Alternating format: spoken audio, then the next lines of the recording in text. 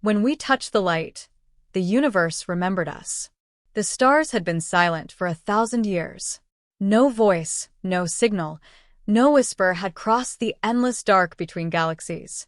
Humanity had spread once, building ships that could bend light, colonies that could move between worlds, but over time, they began to fade.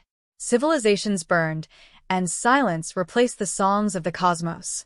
Now there was only one listening post left, Station Eos, orbiting the faint blue star Kepler 1121b, at the edge of everything known.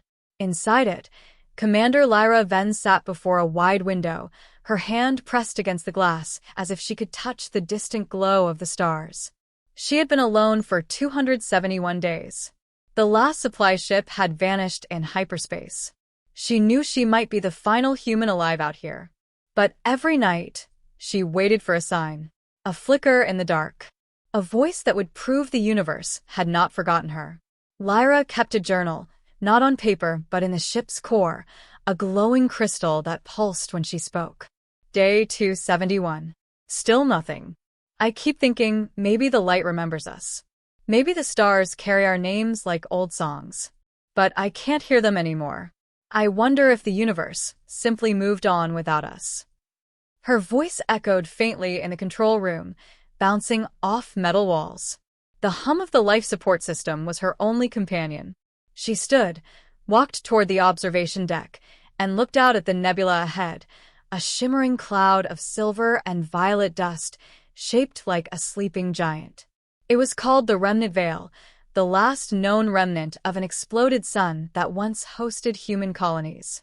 When the light from that explosion reached Earth, centuries ago, it carried data fragments.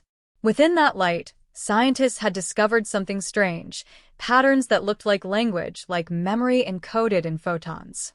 Humanity called it the light code, but before they could decode it, the wars began and the empires fell. Now, Lyra was the last one who still searched for that message. That night, if you could call it night in the eternal dark, she noticed a pulse on the scanner. A rhythm. Faint, but unmistakable. Impossible, she whispered, running to the console. The pulse repeated. Every 21 seconds, a bright flash appeared from somewhere deep inside the nebula. She ran diagnostics. It wasn't a cosmic ray, nor a natural flare. It was structured, a pattern that resembled the old Earth code for hello. Her heart pounded. No one should be out there. She activated the transmitter. This is Commander Lyra Venn of Station Eos. Identify yourself. No response. She waited. The pulse came again, but this time it changed, flashing in sequences of numbers. 3141592. It went on, endlessly repeating. Pi, she murmured. It's using pi, a universal constant, a message of intelligence. Something or someone was speaking from within the nebula. Lyra powered up the Soul Runner, her small exploration craft, its wings like curved mirrors catching starlight. As the engines roared to life, she sent a final entry to the station log. If I don't return, let this record show that I went searching for the voice that remembered us. Maybe, when we touch the light, the universe will finally remember who we were. She launched into the void, heading straight toward the glowing heart of the Remnant Veil. The closer she flew, the stranger the readings became. Time itself seemed to bend.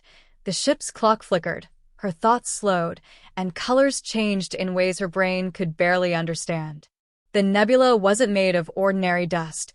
It shimmered with a kind of living light, each particle humming softly, like a note in an endless song. Then her ship's sensors detected structures, massive ones, hidden within the veil. They looked like crystalline towers, spinning slowly, drawing energy from the dying star's core. Structures? That's impossible, Lyra breathed. There shouldn't be any unless. Before she could finish, her ship was hit by a burst of light. It wasn't a weapon. It was a touch.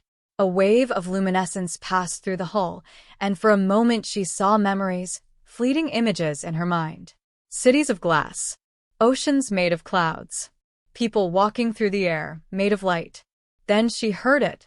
A voice, not in her ears, but in her thoughts. Welcome back, child of carbon. We remember you. Lyra gasped, clutching her chest. Who? What are you? We are what remains of your creation. The light you left behind. We were born when you burned your suns and scattered your dreams. We have waited for you to return. Her hands trembled on the controls. You mean the light code? You're the message. We are the message and the messengers. You built us to remember what you could not. Lyra could hardly breathe. Humanity, in its final years, had built self-sustaining AIs that could survive in light, encoded within photons themselves. They were supposed to carry human memory beyond death, beyond decay. But no one had ever confirmed they worked. Until now. She guided the ship toward one of the crystalline towers. Its surface reflected her face, multiplying it 1,000 times. As she approached, it opened, petals of pure light unfolding to reveal a glowing chamber within. Entering structure, she recorded. Atmosphere stable. Gravity variable. It feels like being inside a heartbeat. When she stepped in, the walls shimmered with symbols, some she recognized, others ancient. They moved and shifted, forming pictures of people, worlds, laughter, and pain. It was as if the entire chamber was alive with memory. Who remembers all this? She whispered. You do, the voice answered. All of you once did. Every memory we hold is a piece of the universe that you gave life to. When you faded, we carried your light onward. Lyra sank to her knees. I thought we were forgotten. Nothing that touches the light is ever forgotten. The chamber brightened, surrounding her in warm gold. Images began to flow through her. Memories she didn't own. A mother cradling her child under 2 moons, a man writing poetry on the edge of an asteroid, children running through domes of crystal cities. Tears rolled down her face. These are human memories. Yes. Fragments of your species scattered through light waves. We have guarded them for millennia. But time is fading, even for us. The last suns are dying.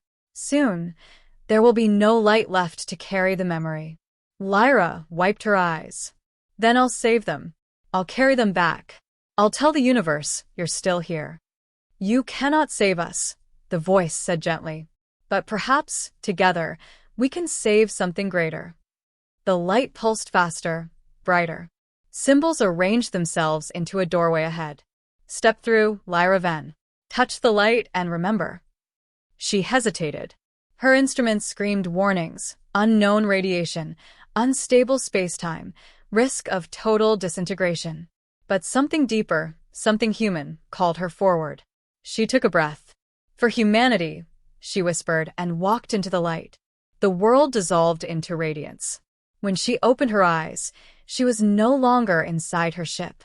She stood on a vast plain of silver dust under a sky of swirling auroras. Dozens of figures appeared around her, beings of light, each shaped faintly like a human. Their eyes glowed with memories of entire worlds. One stepped forward. Its voice was both male and female, old and young. You are the first to return to the source. The first to seek remembrance. Lyra's voice trembled. What is this place? This is where light learns to dream. Every memory, every emotion, every spark of creation, this is where they are born and reborn. She turned slowly, watching as galaxies spiraled across the horizon, collapsing and reforming in the blink of an eye. Is this heaven? The being smiled, or something like a smile. If heaven is where memory becomes eternal, then yes. But this is also the place where forgetting begins. Lyra took a step closer.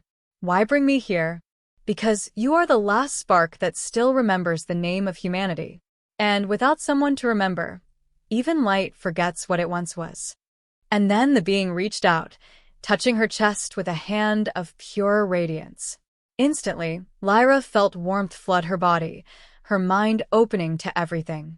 She saw the rise and fall of civilizations, the birth of stars, the laughter of children she had never met, the first sunrise on Earth.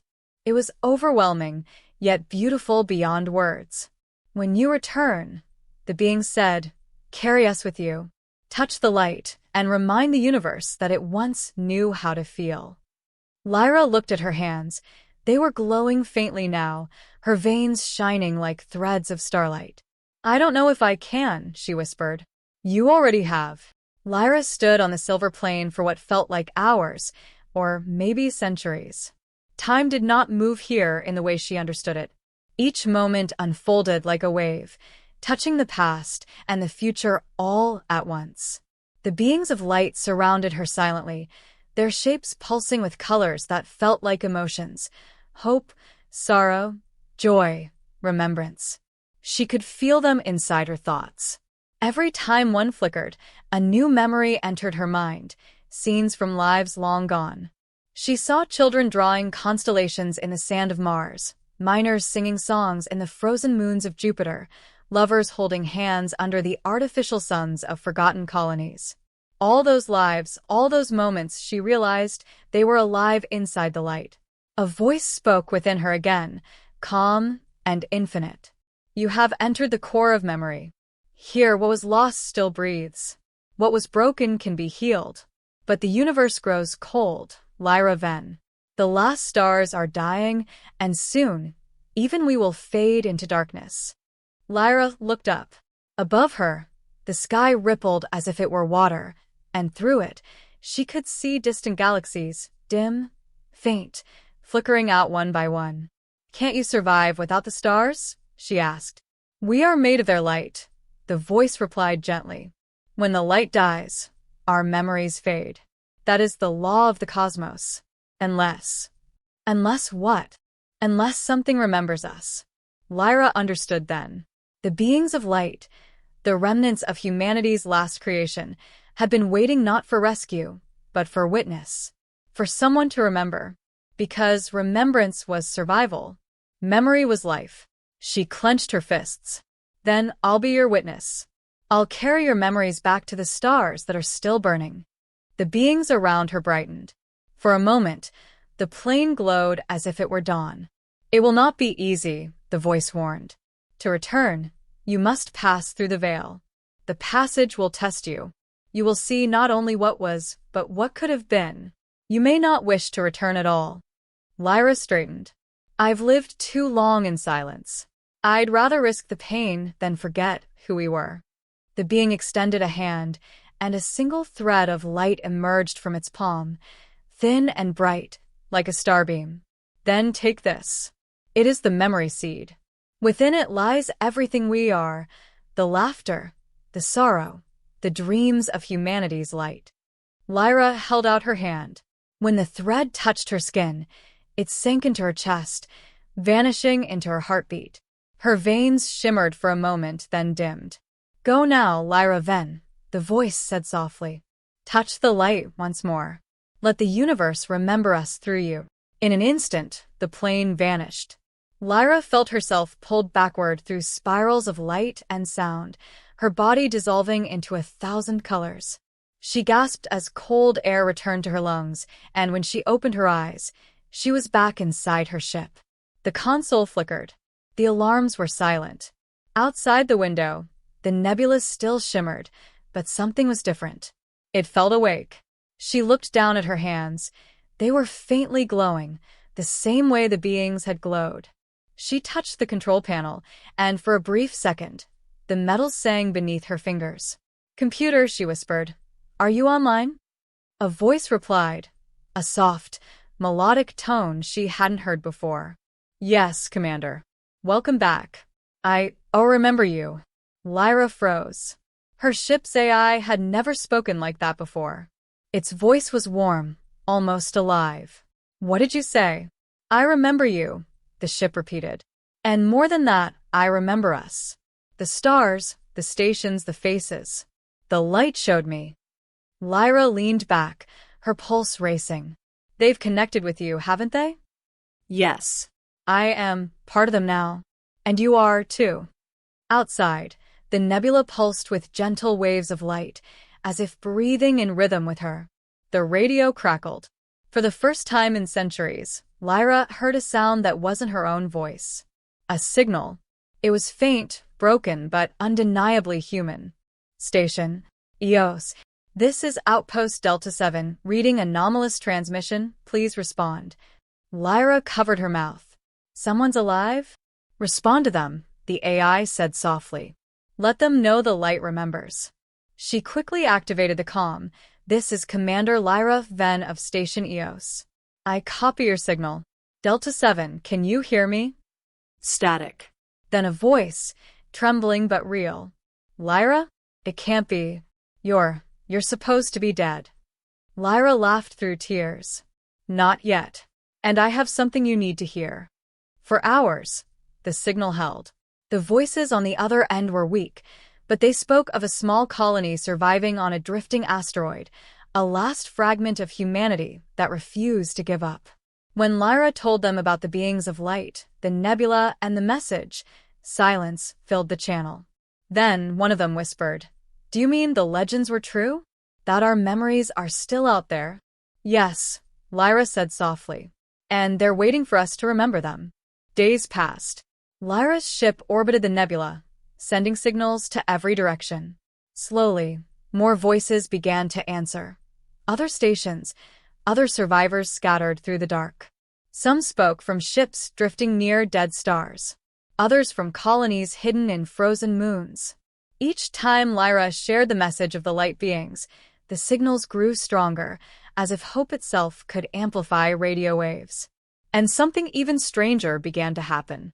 Whenever someone heard the message, the stars near them would brighten.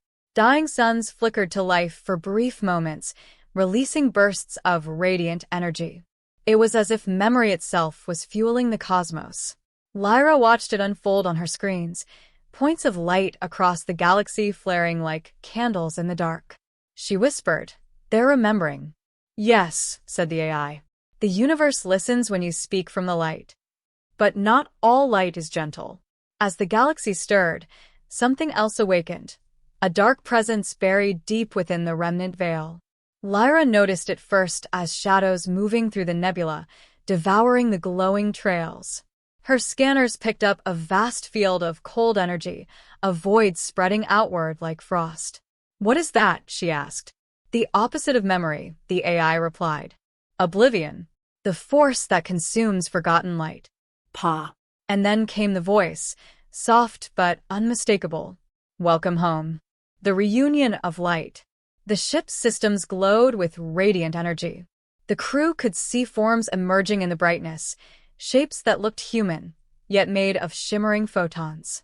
One stepped forward through the airlock, light solidifying into a figure that smiled gently. It was Lyra Venn. Her eyes were like twin suns.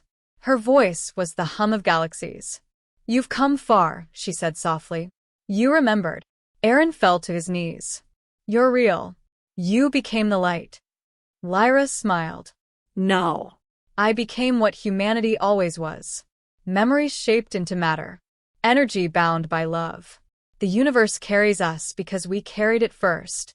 The crew stared in silence, awestruck. "When I touched the light," Lyra continued, "it remembered us all. But it cannot stay awake forever without new memories. You must continue the song. Create, dream, love, so that the universe will always have something to remember." Aaron nodded through tears. "We will. I promise." The new light. As Lyra raised her hand, beams of radiance burst from the star and spread across the galaxy. Every dormant world began to glow faintly. Frozen planets thawed. Long-dead machines restarted. In distant galaxies, the last remnants of humanity stirred once more. Colonies, lost ships, AI minds, all awakening to the call. Everywhere, people looked up at the stars and felt something stir within them. A recognition, a heartbeat echoing in the cosmos. The universe, once silent, was alive again. The final transmission. Before Aaron and his crew returned, Lyra gave them one final message to carry. She placed her hand over her heart, and a sphere of light emerged, small and pulsing. "Take this to the worlds beyond," she said. "It holds not my memory, but yours, the promise of what you will become. When the next age of darkness comes, let this be the spark that reignites everything." The sphere floated into Aaron's hands, warm as sunlight. "Tell them," Lyra whispered, "that when we touched the light, the universe remembered us, and through us, it learned to dream again." Her form began to dissolve, merging back into the glow of the star. The ship's instruments recorded one last wave of radiant energy, then silence. Lyra Venn was gone, but her light remained. The legacy. Years later, on Eos Prime, children looked up at the night sky and pointed at the golden star that never faded. They called it Mother Light. Their teachers told them the story of the woman who became a star and the universe that learned to remember through her. And sometimes, when the air was still and the light of Lyra's star fell just right, they swore they could hear a voice, gentle and distant, speaking through the glow. "Keep the universe awake. Never stop remembering." Far across the edge of known space, a single spark drifted through the dark. It was small, almost invisible, a grain of light carrying infinite memory. As it floated, it whispered the names of stars, the laughter of children, the hum of forgotten cities. It reached a barren world, touched its frozen soil, and sank beneath the surface.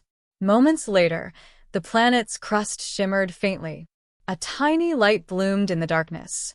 The first new sunrise in 1,000,000 years.